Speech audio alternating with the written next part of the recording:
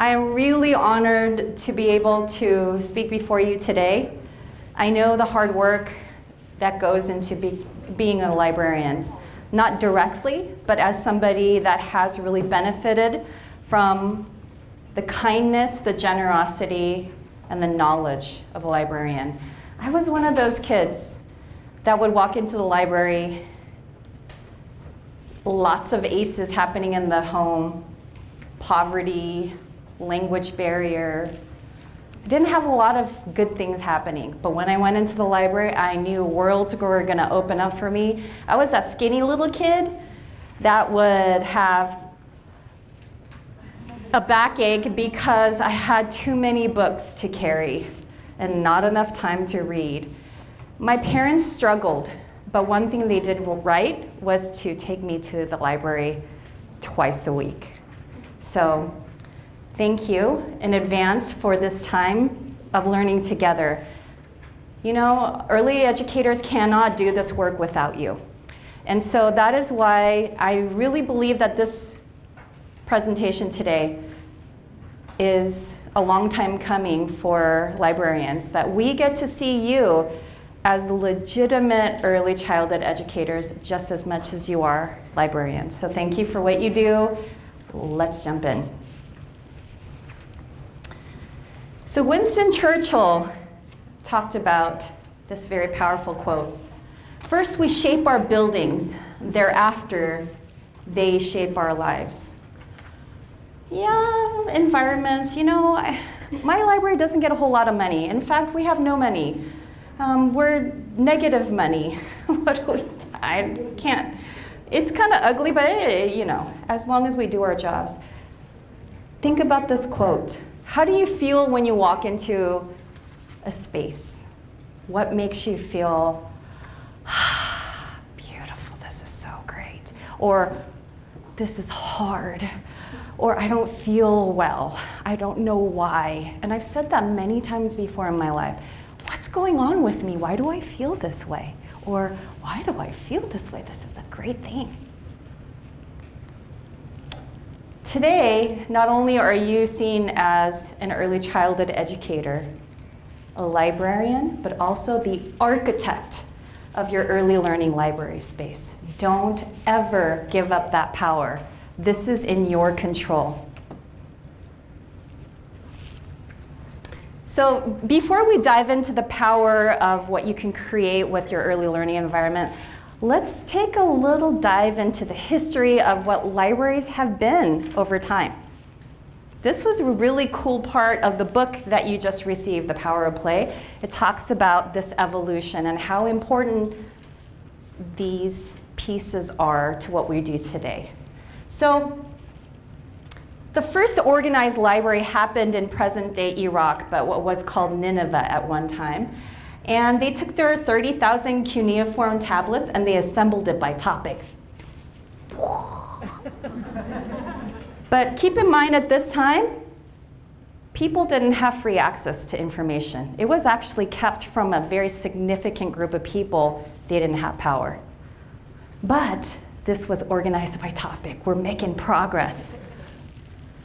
And many, many, many years later, because that was 7th century BCE, in the 1890s to the 1920s, Carnegie grants were given to libraries. And they started becoming seen as community centers, and patrons got to directly access books. Again, another, this was an amazing development for humankind. And then in the 1930s, we see community outreach becoming a thing, because before then it was not. You came to the library and then you left the library and everything stayed there. The promotion of universal access to information became something that was given to you, and to you, and to you. This is power. And then in the 1940s, the focus was on serving young children. I like the 1940s. Story times were created with rhyming and sing-along activities. Can you imagine a library time without those things, and yet there was a time. And then in the 1950s, we see play being incorporated. It was intentionally included in programming. And we'll talk a little bit more about this because there are a lot of people who still say, I'm not going to fund play. Let them do that at home. I'm not going to, no, it's not important. Put a pin in that, and we'll go back to that. In the 80s, we see human development, behavior, play theory, all of these things being incorporated with intention. And this was the first time that story time was provided for infants and toddlers. And that's because the research hitting the libraries. This is those sciences, the science of early childhood development, the science of psychology, all of these things coming together. And then the 90s and the 2000s, you know I love early STEM, supports for parents in helping young children become ready for school, and then bringing STEM for young children with a lot of intention again. And you know why that is? There was something that was really significant that came out of the early 2000s. We found out, now listen to this, and I'm sorry if this offends some of you librarians. It may. I don't know what that is, but we'll just keep moving on. We found out through research, longitudinal research, that early math skills at the beginning of kindergarten were more predictive of school success throughout the whole continuum of a child's life into the end of high school than early literacy skills. Sorry. But there's one more thing. We found out that early math skills are more predictive of reading success and literacy skills than literacy skills themselves. What? This information is still kind of starting to get into libraries, even now. But this was a mind blower to me. And this is what brought me into early STEM. Thought, okay, if we can incorporate that and it actually gives those really successful outcomes, why don't we do that? So we're going to be talking about early math tomorrow. It's going to be a really cool hands-on activity. But the other thing that's happening in the 1990s and the 2000s is No Child Left Behind and accountability. This actually went a dark direction, in my opinion. High stakes testing, pressure on teachers, no funding if your program doesn't meet standards. That's a scary place to be for a lot of programs, for a lot of schools. And now we have the opportunity today to take this whole child, whole family approach. Because one thing that COVID gave to us as a gift was the realization that we are a whole person and not just a brain or skills. Our hearts matter, our mental well-being matters. And this is now the opportunity that all of you have presented before you. What is it that you want your libraries, and specifically your early learning library space, to represent? So I want to use this. It's so funny. Look at how many C words are there. Yay! Curation. That word means that you carefully select things and you bring it into your space with lots of purpose and lots of intention. And I have to admit, COVID is a difficult time, wouldn't you say? Haven't these 2 years been just sick and atrocious and scary and uncertain and so many hosts of other words? I can say this is a difficult time. But I want to show you about 2 times in the history that difficult times were used as a springboard of opportunity to see a new way to support young children. So let me take you to Rome, Italy in the turn of the 20th century with the Casa del Bambino. I probably totally screwed that up. But thanks to Maria Montessori, she brought this concept in. She was an intrepid, totally cool woman that became a doctor during a time when women were not doctors. She was incredible. And she was tasked by the Italian government to take a group of very low-income, struggling children living in the ruins of the Roman structures to do something about these kids. Wrangle them in, we don't know what to do with them. And you know what she did? She created the Casa de Bambino. And she talked about the prepared environment. Now listen up, these are things that ring true today as well.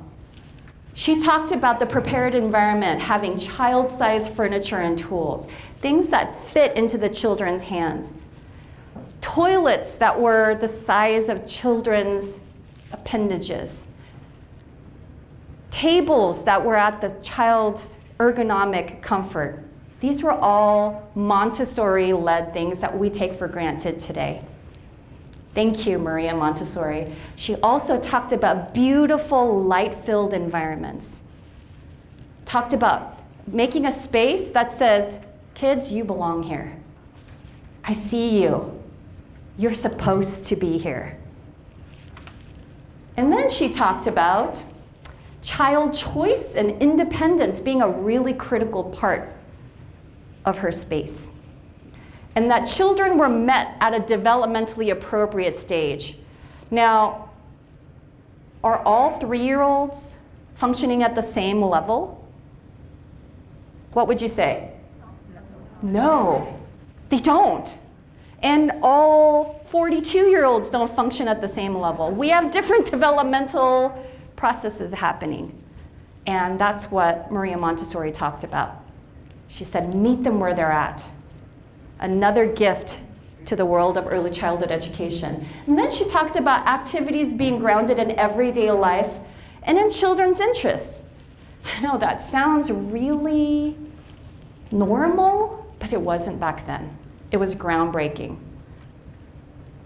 She did some incredible things to pave the way for the best practices in early childhood education that we still today reference on March 16th, 2022.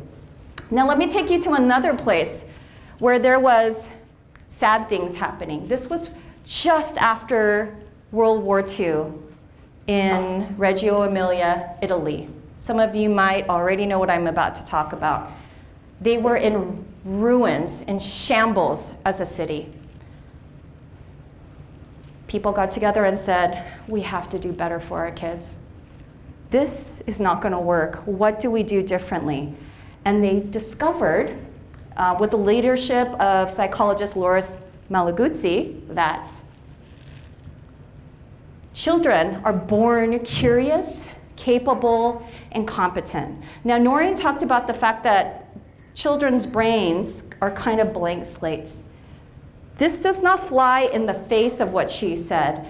Children are hardwired to make information and make meaning of the world around them. And this piece is key for us today. How are children seen in your environment? Do we shove information down their brains or their throats?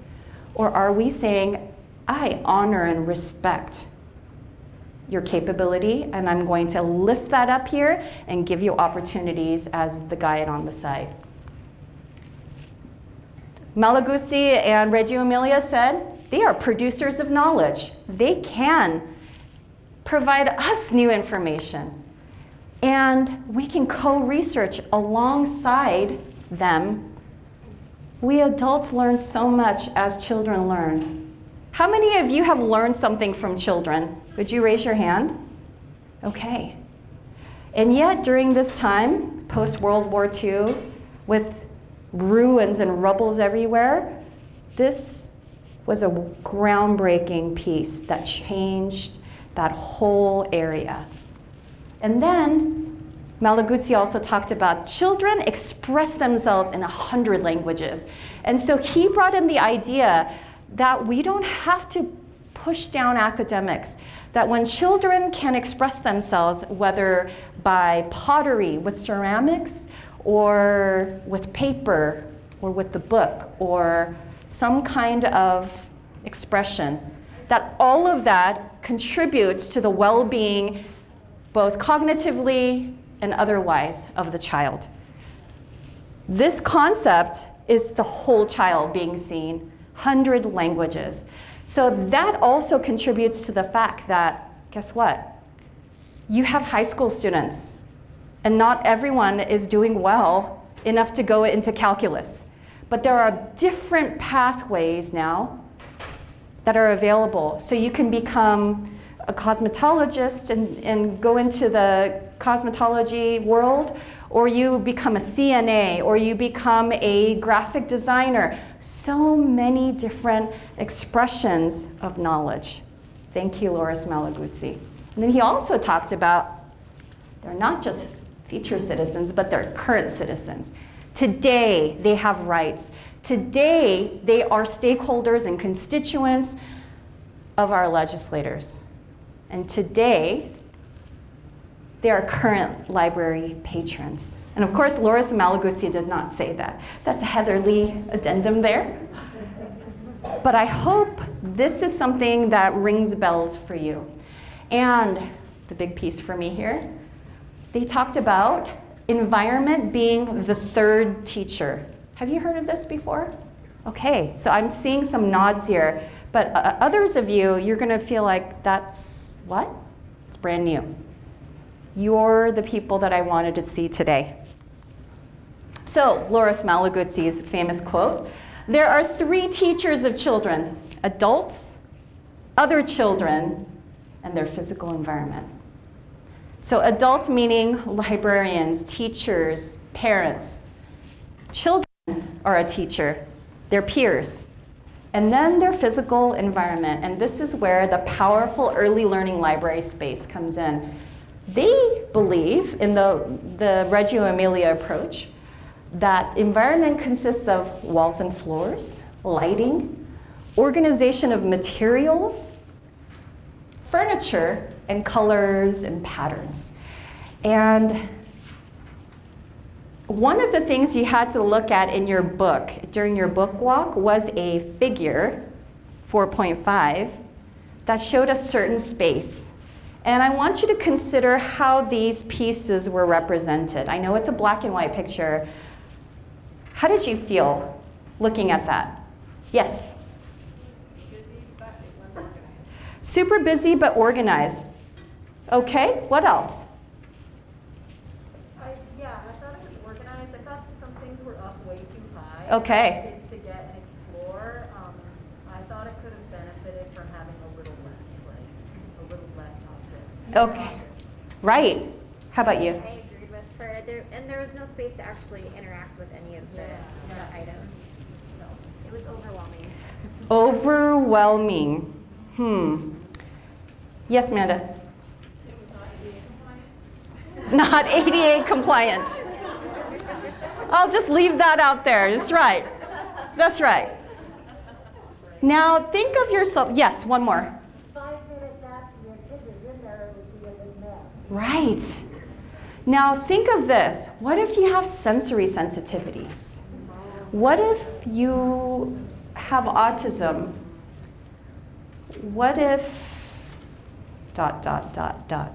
Think about that. Color and patterns makes a huge difference in the way that you feel. There was a early learning space I walked into, and they had a checkerboard floor. It was carpet, but I didn't know where to step.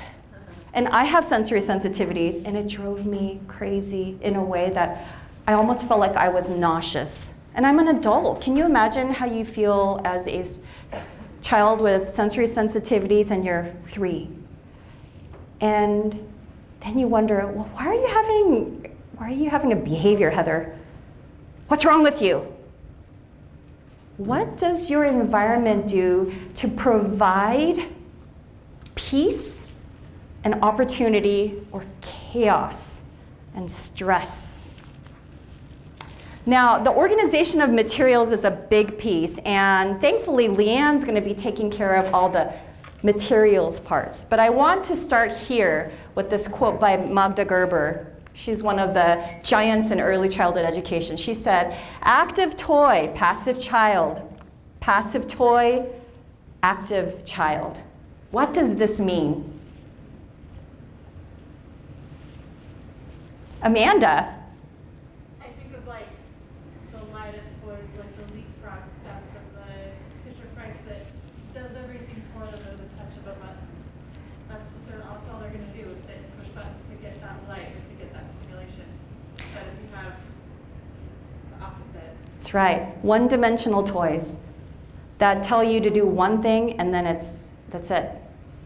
And they often consist, in this present day, of batteries, of lights, of sounds that don't emanate from the child. Active toy, passive child. Passive toy, open-ended materials, active child. So Noreen talked about boredom being a piece that needs to be reintroduced. You give a child a box, that child knows exactly what to do with the box. It's beautiful. And yet, how many times do we provide boxes for kids? Psst, it's free, oftentimes. Alexis Ralph said, open-ended materials become objects to think with.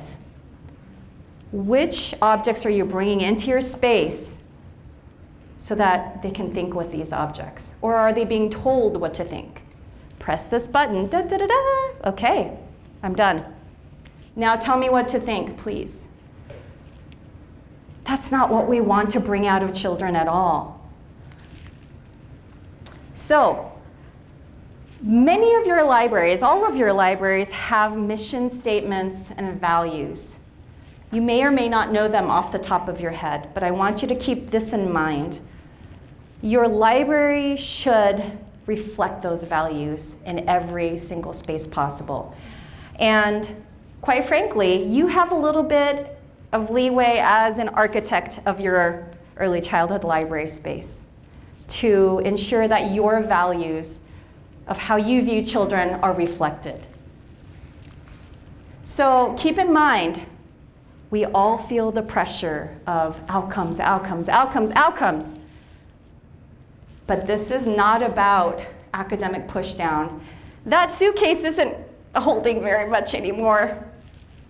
It's really about the developmentally appropriate building up that prepares children for later learning, and this contributes to their well-being. So I was part of a really good conversation over at this table back here, and we're talking about what does guide on the side mean? What's the role of an educator? And I heard the conversation of, back when I was young, I used to walk over the overpass to get to somewhere, and I was fine. But as a parent, I don't have that same kind of comfort level. Now we have to hover over our children and socially engineer everything. You know what it is? We have too much information now. And it's like every second we're hearing, this just in, child is abducted. This just in, mass murder. We didn't have that pressure in times past. So when we talk about the balance of intervention versus the idea that children are curious, capable, and competent and born that way, I need you and I will challenge you to look at children from both lenses. That we adults have the opportunity to provide safety, but it's got to be more than safety. Because if safety is the only reason for an environment, then just put them in bubble wrap. Don't put anything out, because they're going to pluck out an eye, right? We have taken almost everything away. If you go onto a playground now, you see parents hovering. Don't climb. But research shows that risky play is actually important for self-regulation, and for those executive function skills, and we keep pulling that away. Now, am I saying put a rock wall in the middle of your library space? Only if you want to. Please remember, developmentally appropriate building up. That means meeting them where they're at and at multiple levels. If you have more worksheets than hands-on materials, let's think twice about that. How can we change that? Today, I'm not here to judge you. It's going to be strength-based. You have all been the champions during this lockdown. We need you now more than ever to be at the stakeholder table with a lot of intention. So, talking about key players, how does your library space empower the child, the parent, the community, and the early educator? I know it's easy. Those babysitters don't know a whole lot. Those daycare providers don't know a whole lot. Thank you for changing your narrative about them. Just like today I say, I honor you as early childhood educators. I received my master's in early and special education recently. But the biggest education was being a parent, because everything I espoused had to mean something in my life. And as a parent, we often feel invalidated. How does your space empower parents to come in and say, I am the first and most important advocate and teacher in my child's life for the rest of that child's life, as long as I'm alive? We often tell parents, please, don't teach your kids any math. This Common Core stuff is really different. Just let us do it. Please, come and we'll give you all the tools. The way that you speak to parents and the way that your setup is in your learning environment either invites them or makes them feel alienated. And how do you like to be in a space where you don't belong?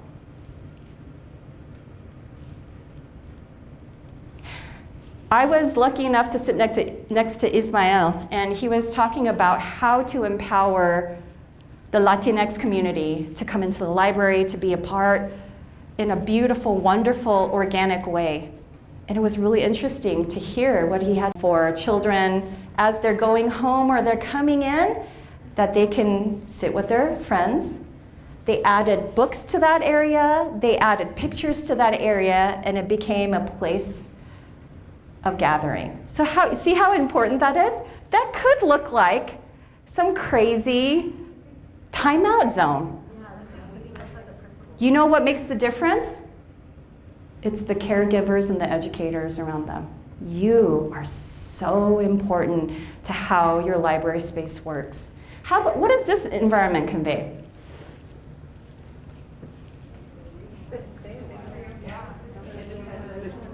Independence, yes. What else? Only one chair, so it's an independent space. What else? Yeah. We are giving them the information instead of. Okay, so Tricia feels like this is us giving you information. What do you notice about the height? Is that going to be accessible to a 4-year-old without having liability issues? ADA, OSHA. Okay, so this was another space in an early childhood program. It was on the left, you see just a storage space. And the director heard a parent talking about, boy, I wish that there was a space to sit down and read a book before we left, because her daughter, without fail, Mommy, I want to read a book, and they couldn't leave for another hour. I'm so grateful for readers, but she was also desperate to get out of the program sooner. That's the same space.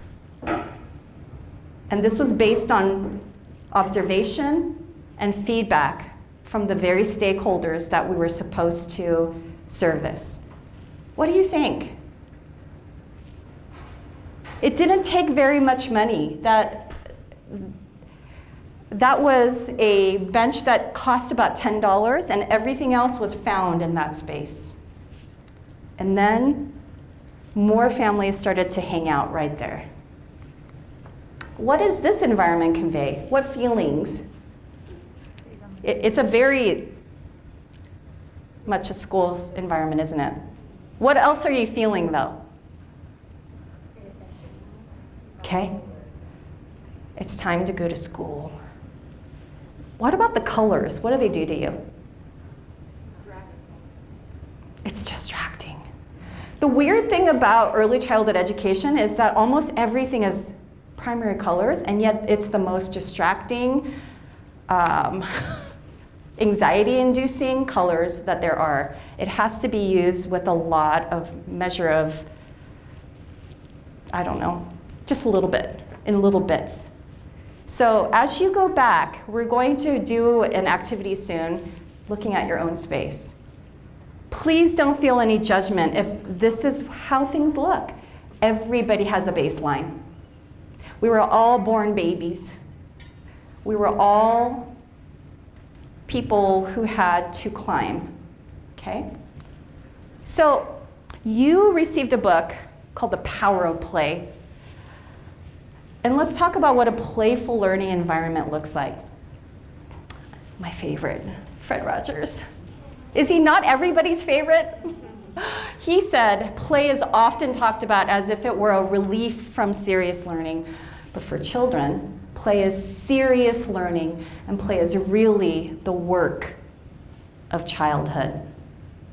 I want to add a Heather Lee addendum to that. Play is vital to the work of adults. Google did a whole research looking at their engineering department. Engineers are a special breed. They were having a hard time communicating and working together. There was a lot of clashing and enmity. And so after a lot of research, you know what they found out? You know what, we're gonna make a space for naps. We're gonna make a space for on-site childcare. We're gonna make a space for play, for rest, for other kinds of things. And then they found out that productivity went up by 200 to 300%. You know why?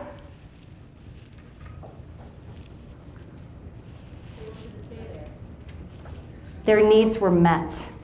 Maslow's hierarchy of needs have come back in.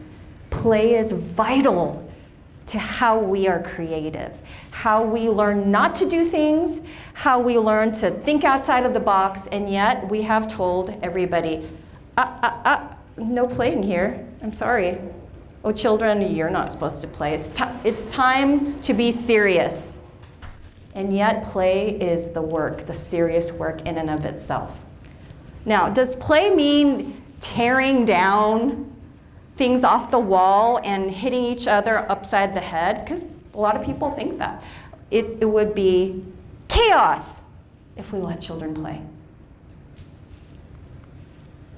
Let's look at this. What does this environment convey? Can I hear that again? Children are welcome, it's for them. Children are welcome and it's for them. And what is this child doing? She's a toddler, young toddler or an older infant, and she's welcome here. And her developmental stage is welcome here. There's a space to crawl through. There's a space for whole body movement. There's a space for engaging all senses. So, let's take out the piece of paper that says reflection activity, your powerful early learning library space.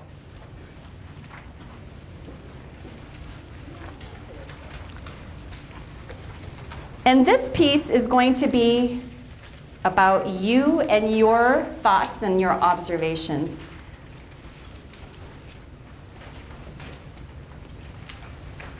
And it's double-sided. Can I borrow yours really quickly? Thank you. So there are 5 questions. And it says, what are your library's mission and values? What are your 3 values that you have about the image of the young child you want to convey in your library? And then consider the following elements in your early learning space. How does your early learning space engage the senses? How does the space make you feel when you spend time in it? And the last question is, how does your space empower children and families? That's a lot. It's not something that you should do in 5 minutes. Stop it. Don't you dare. This is something that you're going to start today, and then you're going to continue to work on and go back and refine as you start to observe the space. So I have you have it pulled out, but I don't want you to work on it yet, okay? So you have this book, and so much of what I presented, they're in this book.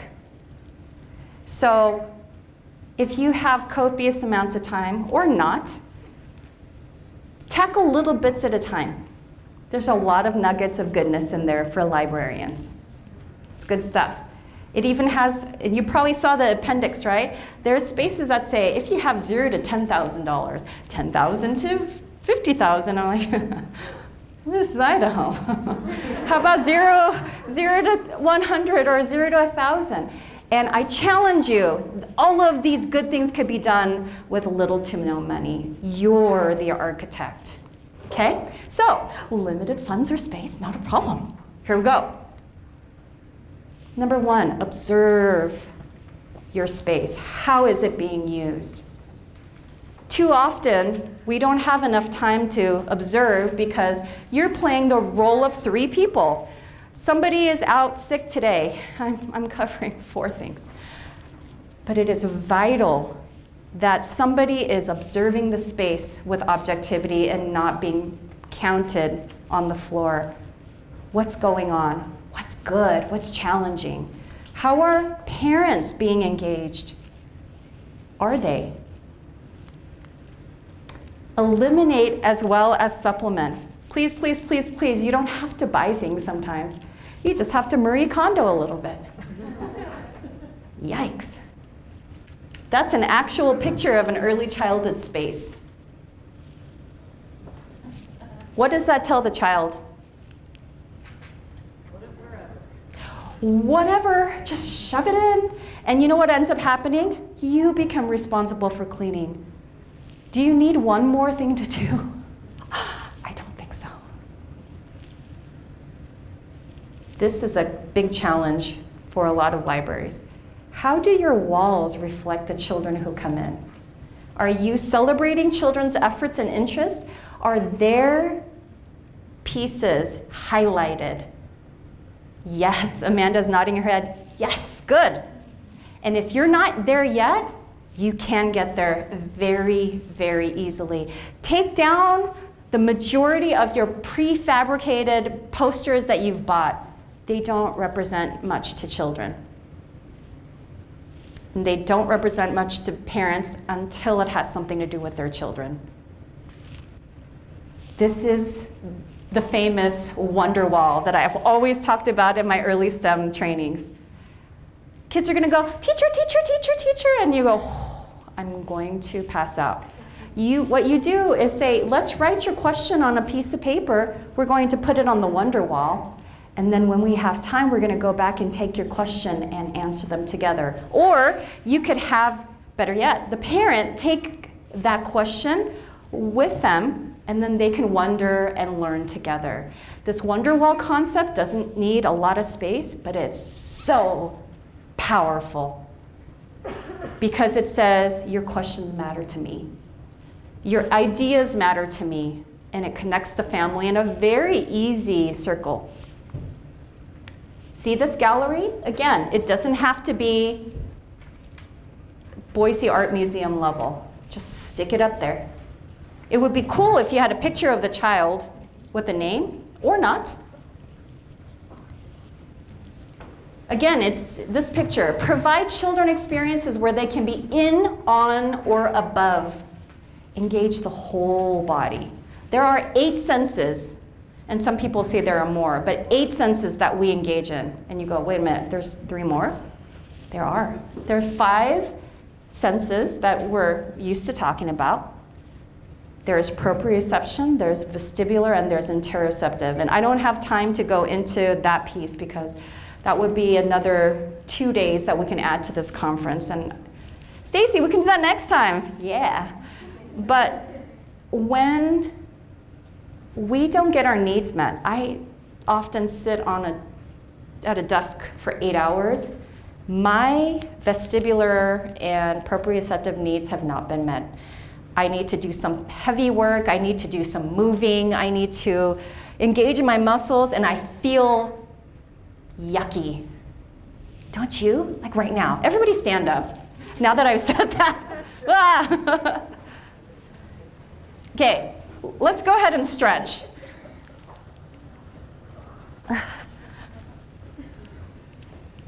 Okay, to the left and to the right. Yeah.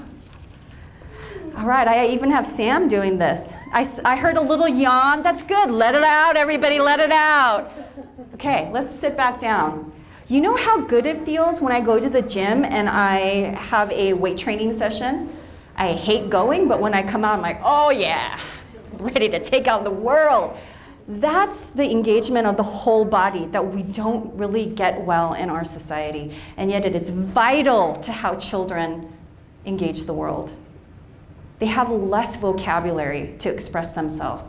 So they have an even greater need to engage their senses. Be that champion for the kids. Create that environment that engages them in all of these senses. Cardboard is little to no money. If you have a furniture store local, hit them up. Hey, this is Amanda from Portneuf Library. That is a partnership that can easily be created, easily.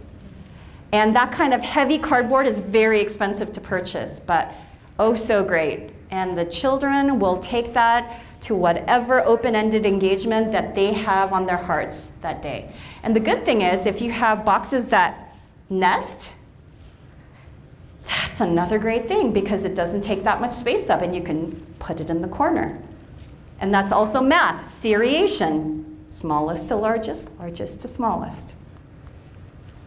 Another real powerful strategy is get those casters on all your furniture and move them around so that according to what age group you have, you can make the space. And then lock it up. Use the backs of these shelves. It's not as expensive as you think, and you can probably DIY it. But they're so powerful because you can stay active, nimble, and agilent. And that's what we need from our libraries. Because sometimes we have 200 kids show up for a 40-child event. Who do we push away? Not that that always happens, but it gives you options, doesn't it? Another simple yet powerful strategy, low on the colors. Because children bring their own colors in through their clothes, through their personalities. It gets quickly chaotic if you have, and these are actually cardboard, which are really great, and they're pretty sturdy. I like to tape them before I start or use contact paper to fortify them. But because they're neutral, they tend to have more of a open-ended quality to them. And they create even cooler things because sometimes red only creates roses or hearts. But neutral says it can be anything that I tell it to be. Another simple yet powerful strategy, your block area, put the silhouettes on there and kids will start cleaning them up themselves, and so will parents. I always say the phrase, everything has a place and everyone has a job. I say that all the time in my home and when I had a STEM preschool in my home, when I was a childcare provider, when I was a director, and even now with my own children. Everything has a place. Okay, Mom. They know. It's a very easy way for self-regulation to take place. And these cues are critical to you being out of a job. You don't have to be the custodian. Let them do that piece. And it allows them to be independent in your early childhood library space. Also use the floor. Masking tape from the dollar store, good stuff. They will go bonkers in great ways.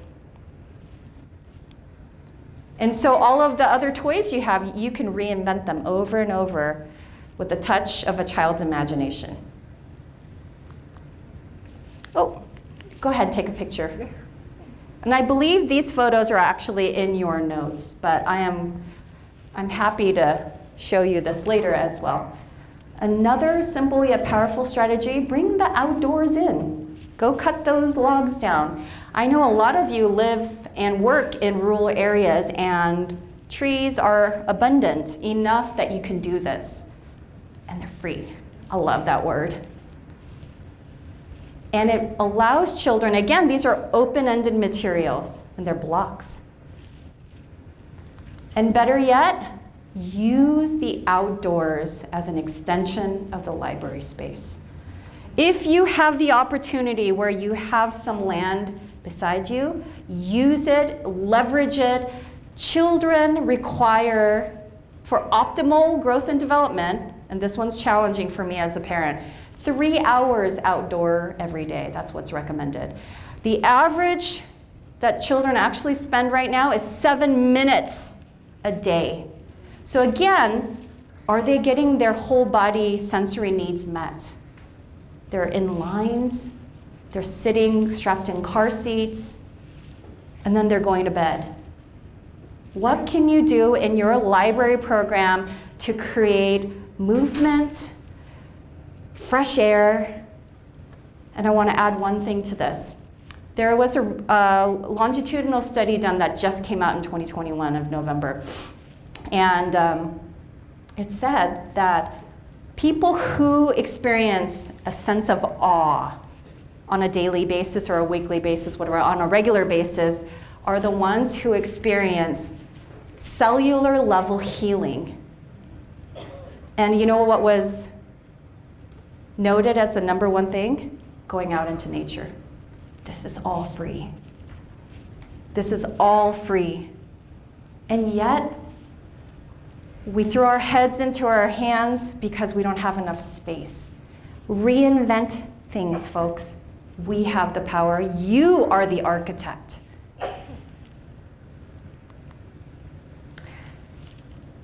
And one of the last things I want to talk about is, instead of sitting at your desk, be a roving librarian. And you'll find this in your Power of Play book. Engage selectively. Go around. I see that you're making a tower. Tell me more about it. And then you go down on the floor for a little bit. And then you engage the toddler with the parent. And then you walk away. So you are saying, I see you. What a great idea. What else can you do? And yes, you do have to go back to the desk every so often. But if you become known as the roving librarian, they'll find you. And they'll want your approval. They'll want you to celebrate them. They'll want to know that you know. And that's powerful. Because you know why? Relationships really are the on-ramps to learning. If you don't have a relationship, no matter how good you are as an educator, it won't stick because of the wariness. There is a divide until you know that person. And that's why we were just talking about it over in the back during lunchtime. Having an online experience doesn't work. Can you imagine? Hi, I'm Mrs. Lee. I'm your kindergarten teacher. Hello to everybody on Zoom today. Do you know what happened to kindergartners during COVID? Their levels of reading, now they're second graders, have plummeted because you need to sit next to a teacher, to hug a teacher, to know that teacher in order for those words to pierce the heart and the mind. And those things are missing in Zoom. I love Zoom because it allowed us to continue on, but I don't love Zoom. Thank you very much. And we don't need to give that kind of experience in person. If you're the librarian that sits at your library desk and there's no engagement back and forth, I want you to think about how you can make that happen from now on. Because you are the architect of your early learning space. Don't ever let anyone take that away from you. So, as somebody that can be a guide on the side, let's take a look at Rachel Carson's quote. If a child is to keep alive his inborn sense of wonder, he needs the companionship of at least one adult who can share it, rediscovering with him the joy, excitement, and mystery of the world we live in. Children were hardwired to love, to enjoy,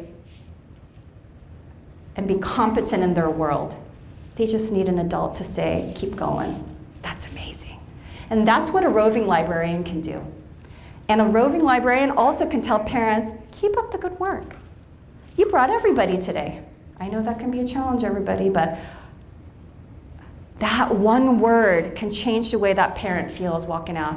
I am the first and most important teacher of my child's life. What can I do next? So, this is us having some time. We have about 20 minutes to do this. Pull out your picture of your library space. This is the time where you can look at that. You have some graph paper that's provided. If you feel like, oh, there's a space in my library, early learning space, that it doesn't feel like it works, how can you reconfigure the furniture so maybe they're not running? What can you put on the floor that says walking feet? What can you provide or take away that causes less chaos? This is your time. You can talk to your neighbor, and I will check in with you at 2:12. How's that? I heard a lot of challenges that came up. One being my library early learning space is not much bigger than this table. What do I do? There's not much I can change. And then still, I haven't even brought up the fact that your staff, the rest of the staff, might not want children running around. What does that mean? How do you deal with that? So luckily, we'll have more talk tomorrow about that whole staff buy-in. But that's really critical. Have really good communication with all of your library staff.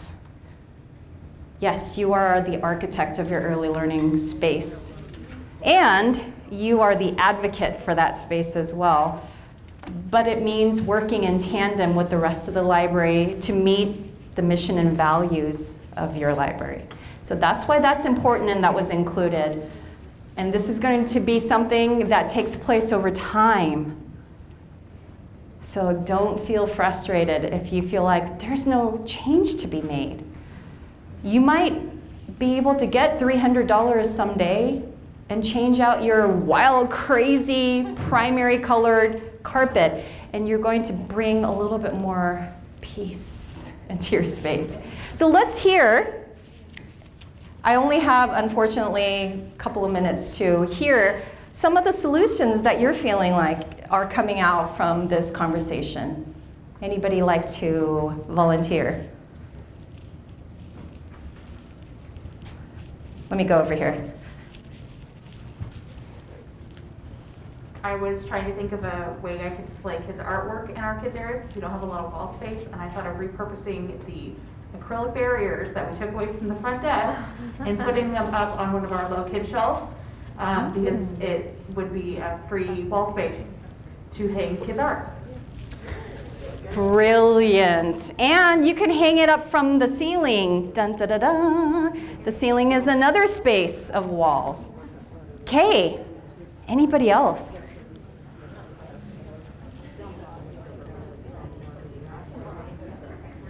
I hear murmurings happening. Okay, let me go over this way. So my current challenge is we have invested in a book vehicle or a library vehicle. And so what we talked about for my space is the fact that like there really is no space right now that can be dedicated to that. So we were talking about options for using like a portion of the countertop that we would just pull manipulatives out at each stop so that we could create that space, but still have it be something we could put away easily and wouldn't have to be out all the time. Exactly. Not everything has to be out all the time. And in fact, in an traditional early childhood setting, they have centers that open and close. And so, remember we talked about those hinged rolling shelves? That's what they're perfect for. You lock them up and there's no access. And sometimes you need to do that depending on what developmental age that you're servicing, because you have to be really concerned about safety. You don't want little pieces around children who are still oral. Great job, everybody. This is a really good conversation starter. Lots to think about, lots to go back to your staff and your superiors about. How can we do this better? Being the architect of your space doesn't mean manhandling and elbows out, I'm gonna get my way or no way, or no. It's how do you make a convincing case with solutions? I talk to my kids that way. I see that you're struggling with something. Let's talk later today. Maybe you have some solutions. Can you bring them with you? That's the approach that we can take with our superiors who have the money, who make the decisions. I know there's a challenge. I've seen it happen at XYZ gatherings on these particular days, but I have two things that might work. You're more likely to get funds for that, or at least entertain that idea if you have a possible solution. And I can tell already this room was crackling with solutions and a desire to do something different. So congratulations. So don't forget that play equals power. This is the child's work, the child's research, the child's opportunity to do all the things that we're asking them to do in school, except on their terms and in a beautiful, organic way. No big deal. Actually, we adults, when we give it power, when we give it respect, it takes on a new light for children. So don't forget, children are curious, capable, and competent. Let those C's ring in your mind every day as you go back into your library space. And thank you so much. I am honored to be here. I can't wait to go to your libraries and look at all the changes. Thank you.